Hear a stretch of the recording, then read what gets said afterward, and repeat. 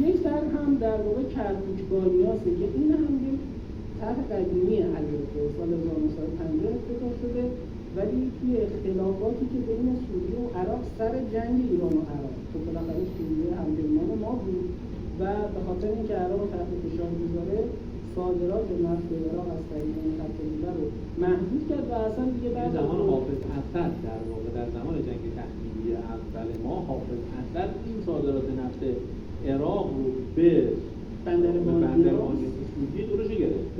از سر هزار چیز ماهی اختلاف داشت. اینم این هم بعد هم که توی در واقع جنگ 2003 که آمریکا به عراق تجاوز کرد دیگه کلا این خط دیگه از بین رفت و اگه بخواد ساخته بشه دیگه همه چیش باید از نو ساخته بشه که آقای زیدی توی سفری که به واشنگتن داشت اعلام کرد که نوعیشون رو در واقع بدون نیاز به دریا با هم دیگه و یک خط آهن حقیقی هم هستش که این خط آهن مهمیه و خیلی هم به اجرا نزدیکه. شاید می‌کنم حدود 50% هم اجرا شده که اینجا بندر سوئد دیگه نیازی به عبور از تنگه هرمز وجود نداشته.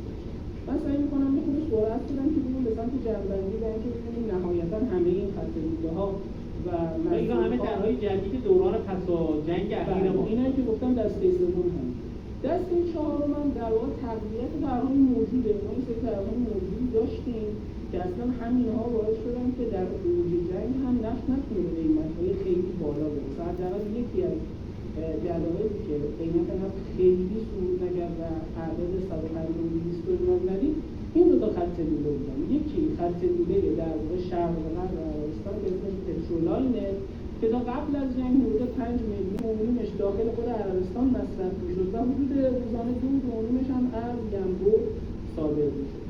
توی زمان جنگ عربستان تونست که در واقع با تعطیل کردن صادرات NGL از طریق این خط دیگه و جایگزینیش با نفت و بالا بردن ظرفیت حدود 7 میلیون بشکه نفت رو از شرق و غرب منتقل بکنه که باز هم 1.5 روش داخل عربستان مصرف می‌شد. ولی مشکل این بودش که این در واقع بندر گنبور که باید نفت رو توی دریای سرخ بخرید و آن تحویل میداد امکان تحویل بیشتر از 3-4 میلیون بشکه نفت در روز رو نداشت. که حالا یکی از طرح‌ها گسترش در واقع بندر گنبور که بتونه حدود 5-6 میلیون بشکه نفت رو در روز بتونه سخت‌تر از قبل هم شد. یه خط دیگه هم اینجا داریم حبشان گذریه که حتما اسمش زیاد و زیاد شنیدید که در واقع میدان‌های تولید نفت امارات متحده در امارات ابوظبی رو به بندر فوجیره متصل می‌کنه که خب می‌دونید بندر فوجیره یک بندر خارج از در واقع تنگه هرمز است. حتی با اون تفسیر توسط یا توسعه یافته از بندر تنگه هرمز کاملا داخل تفسیر دقیق از تنگه هرمز جز تنگه هرمز. درست. امارات که این حدود مثلا 1.8 تا 2 میلیون بشکه در روز میتونه منتقل بکنه. امارات گفتی که من میخوام این لوله رو 2 برابرش بکنم، یه دونه این رو کنارش بسازم که به روزانه 3.6 تا 4 میلیون بشکه نفت در روز برسه که در واقع بتونم یه زمانی که تنگه هرمز بسته باشم به در واقع حد اکثر نفتی که میتونم تولید کنم و انتقال.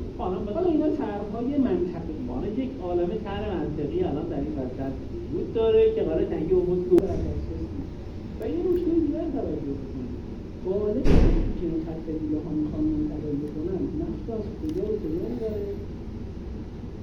از خلیج فارس میبره به سمت اروپا. خب مصرف کننده اصلی نفت خلیج فارس کجاست؟ دریای سرخ رسید.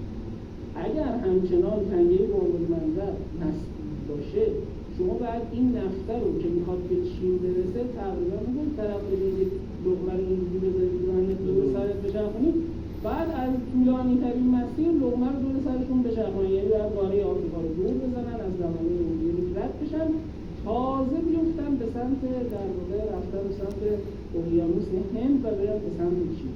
لذا طرح‌هایی که برای دور زدن تنگه و صادرات حامله‌های انرژی در منطقه در نظر گرفته شده غالبا نفت رو داره از سمتی که بهش بیشترشون جنبه تبلیغاتی و مانورهای در زمان عدم قطعیت. یعنی میخوام بگم که به ایران بگم که به فکر نکن ما خیلی به تنگه هرمز وابسته ایم، ما کلی طرح برای دور زدن در هرمز، ولی وقتی میرید و با دقت طرح‌ها رو بررسی می‌کنید، حتی خیلی بدبینانه، منظورم بدبینانه از دید ماست، اگه همه این طرح‌ها علیرغم همه همپوشانی‌هاشون، علیرغم همه بلندپروازی‌هاشون، علیرغم همه در واقع موانعی که روبروشون قرار داره، به سمت واقعیت هم برن، توی کوتاه مدت، توی میان مدت و توی بلند مدت